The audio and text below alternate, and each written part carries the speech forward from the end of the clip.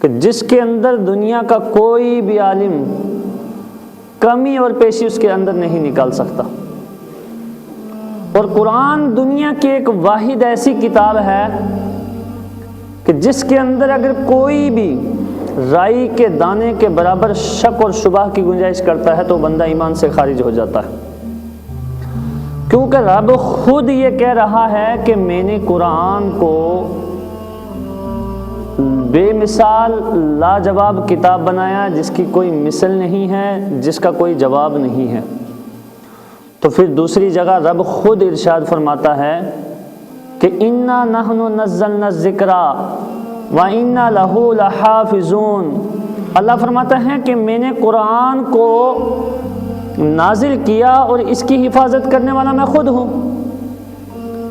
یہ تھوڑی ہے کہ کوئی بندہ جو ہے قرآن کی حفاظت کرے نہ کرے وہ قرآن سے گمراہ ہو جائے تو وہ یہ سوچے گا کہ شاید قرآن مجھ تک ہے، نہ، العیاذ باللہ۔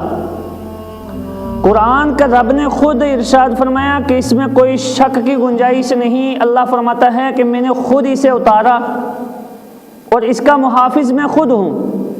لیکن جو بندہ مومن قرآن سے محبت کرتا ہے یا قرآن کو پڑھتا ہے یا قرآن کو اپنے دامن میں پھیلا لیتا ہے یا قرآن کو اپنے سینے کے اندر وابستہ کر لیتا ہے تو پیارے آقا کریم صلی اللہ علیہ وسلم ارشاد فرماتے ہیں کہ جو بندہ قرآن کو اپنے سینے میں وابستہ کر لیتا ہے، اس کو یاد کر لیتا ہے، اس کو اپنے سینے میں بسا لیتا ہے، تو اللہ کے نبی صلی اللہ علیہ وسلم ارشاد فرماتے ہیں کہ کل قیامت کے دن قرآن اور اس بندے کو لایا جائے گا، لا کر کے قرآن خود کہے گا کہ مالک اس بندے کے لیے کچھ بہتری کیا جائے،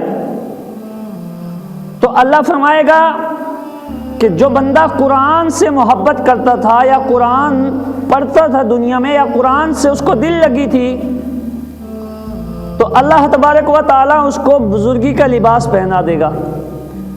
قرآن پھر سے دوبارہ سے پلٹ کر ارشاد فرمائے گا کہ اللہ اس کے لیے کچھ اور بہتر کیا جائے، تو پھر اللہ تبارک و تعالیٰ فرشتوں کو حکم دے گا کہ اس کو اس کے سر پر تاج رکھا جائے۔ پھر قرآن تیسری مرتبہ پھر ارشاد فرمائے گا کہ یا رب العالمین تو اس سے راضی ہو جا، تو اللہ فرمائے گا قرآن سے کہ میں اس سے راضی ہو گیا ہوں۔ جب اللہ اس سے راضی بھی ہو جائے گا، اس کو بزرگی کا لباس بھی پہنا دے گا، پھر اس کے بعد اس کو تاج بھی پہنا دے گا، پھر اللہ اس سے ارشاد فرمائے گا کہ تو قرآن کو پڑھتا جا اور جنت کے درجات کو چڑھتا جا۔ تو گویا وہ قرآن کی ایک ایک آیات کو پڑھے گا اور اللہ اس کو ایک ایک درجات عطا کرتا چلا جائے گا۔ پھر میرے آقا کریم صلی اللہ علیہ وسلم ارشاد فرماتے ہیں کہ اے لوگوں قرآن کو پڑھا کرو، قرآن کی تلاوت کیا کرو، کیونکہ کل قیامت کے دن تمہارے لیے قرآن شافعی بن کر آئے گا، یعنی تمہاری سفارش کرے گا۔ کل قیامت کے دن جب کوئی تمہیں پرسن حال نہیں ہوگا کہ تم کون ہو، کون تھے اور کیا ہو، اس وقت جب کوئی تمہارا سہارا نہیں بنے گا، فقط قرآن ایک ایسی کتاب ہے جو قیامت کے دن تمہارے لیے شافع بن کے آئے گا، تمہاری سفارش کرے گا، لیکن اسی کی جس نے قرآن کو دنیا میں دل لگی دی ہوگی، جس نے قرآن کو پڑھا ہوگا، جس نے دنیا میں قرآن سے محبت کی ہوگی، بس اسی کے لیے قرآن پاک جو ہے وہ شافعی بن کر محشر کے میدان میں آئے گا۔ لیکن آج قرآن ہے مگر گھر کے اندر بند پڑا ہے، سالوں سال گزر جاتے ہیں، کوئی قرآن کی لمحہ اور فکریات کا نظریہ نہیں بنتا ہے، سالوں سال گزر جاتے ہیں، قرآن الماری کے اندر بالکل بند کر کے رکھا ہے، کسی کو کوئی فکر ہی نہیں ہے۔ میرے آقا کریم صلی اللہ علیہ وسلم ارشاد فرماتے ہیں جس گھر کے اندر قرآن پاک کی سورہ بقرہ کی تلاوت کی جاتی ہے، اگر بندہ مومن دن میں تلاوت کرتا ہے تو اللہ کے نبی صلی اللہ علیہ وسلم ارشاد فرماتے ہیں کہ اس گھر کے اندر 3 دن تک شیطان کبھی داخل ہو ہی نہیں سکتا۔ پھر آقا کریم صلی اللہ علیہ وسلم ارشاد فرماتے ہیں کہ جس گھر میں رات کو سورہ بقرہ کی تلاوت کی جاتی ہے تو اس گھر کے اندر 3 راتوں تک شیطان داخل نہیں ہو سکتا۔ ہے قول محمد، ہے قول خدا، فرمان نہ بدلا جائے گا، بدلے گا زمانہ لاکھ مگر قرآن نہ بدلا جائے گا۔ اور دنیا کی کتابوں میں قرآن چمکتا ہے تو فرمانوں میں اللہ کا فرمان چمکتا ہے۔ مسلمانوں، قرآن سے محبت کرو، قرآن کو اپنے سینے میں وابستہ کر لو، قرآن سے محبت کرنے والے بن جاؤ تاکہ کل قیامت کے دن قرآن تمہارے لیے سفارش کا ذریعہ بن جائے۔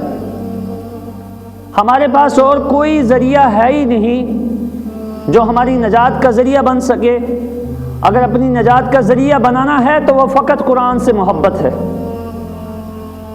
کیونکہ دنیا میں واحد یہی ایک کتاب ہے جو ہماری نجات کا ذریعہ بن سکتی ہے۔ قرآن کو جب بند کر کے گھر کے اندر رکھ دیں گے پھر ہمیں مشکلات کا سامنا اسی لیے تو کرنا پڑتا ہے کیونکہ ہم نے قرآن کو پڑھنا چھوڑ دیا، قرآن کے احکامات کو سمجھنا چھوڑ دیا، قرآن سے جو دل لگی تھی اس دل لگی کو چھوڑ دیا۔ قرآن کو جس طرح اللہ فرماتا ہے کہ تم صبح اٹھو، نماز فجر کے بعد تم سورہ یاسین کی تلاوت کرو، اور تلاوت کرنے کے بعد تم گھروں کے اب نکل کر اپنے کام کے لیے روانہ ہو جاؤ، اس دن کے تمہارے جتنے بھی کام ہیں سارے کام میرے ذمہ ہے، رب فرماتا ہے۔ تو لہٰذا ہمیں چاہیے کہ ہم قرآن کی اس چیز کے اوپر عمل کریں، ہمارا فرض بنتا ہے، یہ ہمارا حق بنتا ہے۔ قرآن نے کہہ دیا ہے کہ مسلمانوں یاد رکھو کہ وہ وقت قریب آنے والا ہے ہمارے اوپر کہ جس دن بالکل آنکھیں بند ہو جائیں گی، بس خالی ہاتھ چارپائی کے اوپر پڑے ہوں گے، کوئی سہارا دینے والا نہیں ہوگا۔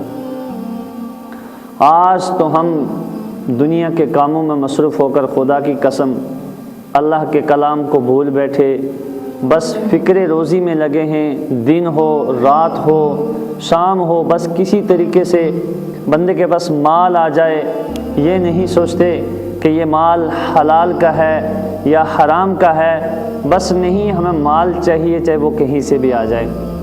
خدا کی قسم کل قیامت کے دن اللہ خود ارشاد فرماتا ہے کہ اقرا کتابک کفی بنفسک اليوم علیک حسیبا۔ ہم دنیا کے اندر جو رہ کے کر رہے ہیں نا، اللہ فرماتا ہے کہ کل قیامت کے دن ہر بندے کو یہ وسعت ملے گی، یہ طاقت ملے گی کہ وہ خود اپنے نامہ اعمال کو کھول کے پڑھے گا۔ اگرچہ دنیا کے اندر وہ کچھ بھی نہیں پڑھا ہوگا، بالکل ایک دم خالی ہوگا، تو کل قیامت کے دن یہ وسعت اسے بھی مل جائے گی کہ وہ قرآن جو اس نے دنیا کے اندر کیا ہوگا اس کو وہ کھول کے پڑھے گا۔ یہ اللہ کا قرآن کہہ رہا ہے۔